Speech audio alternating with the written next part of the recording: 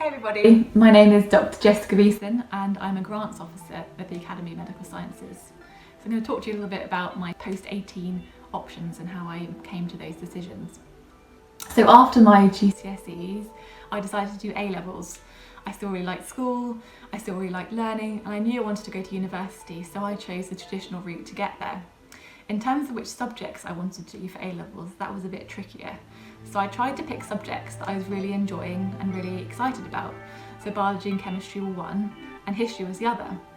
I was just told at the time that maths would be really important if I wanted to do a science subject at university, which I did. And at the time I thought, is that really true? Do I really have to do maths? It wasn't my favourite subject by any means, and I thought there might be a lot of other exciting subjects I could do instead. But in the end I decided to listen to that advice and did maths, and I don't regret it at all. I use math and statistics in the PhD that I went on to do, and I also use statistics now as my job at the Academy. So it really gave me a fantastic foundation that's allowed me to achieve what I've achieved today. While I was looking for university choices, I decided to take a bit of a gamble. I applied to the Oxford University, which I never thought in a million years that I would get into, and never thought that I would be a student that they would want to have. And actually it took one teacher to say to me, have you thought about applying to Oxford, before that idea kind of formulated in my mind.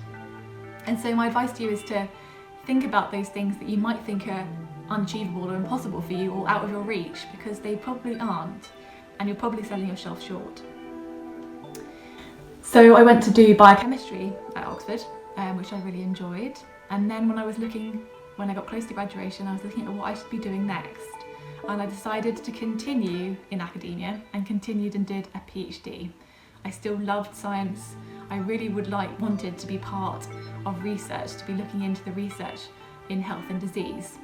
So I ended up doing a PhD in looking at the risk of heart disease, and in particular looking at how your risk can be predetermined by the events that take place before you're born, so those things you experience in your mother's womb. I really enjoyed it, but I realised at that point that academia was not going to be in my future. I didn't want to stay in university, I didn't want to become a professor, and that was okay to realise at that point. That didn't mean that PhD was a mistake, it just meant that that was going to be a change I had to make in my career. And so that's when I thought, what can I do next? Well, I wanted to try and keep science and research involved in my day-to-day job, and that's how I came across a grants officer, and that's how I came across the Academy of Medical Sciences, which is where I work now.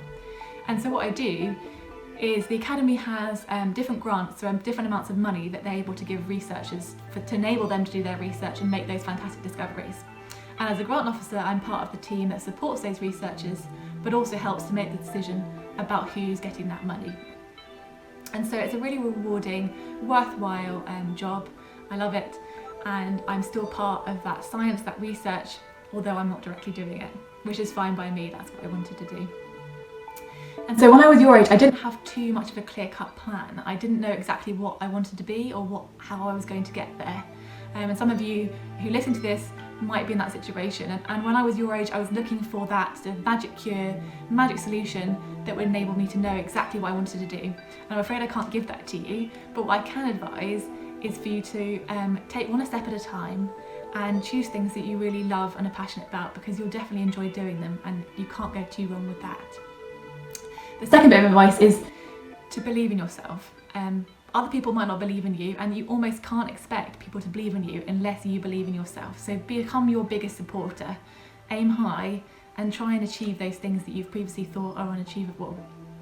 And finally, good luck.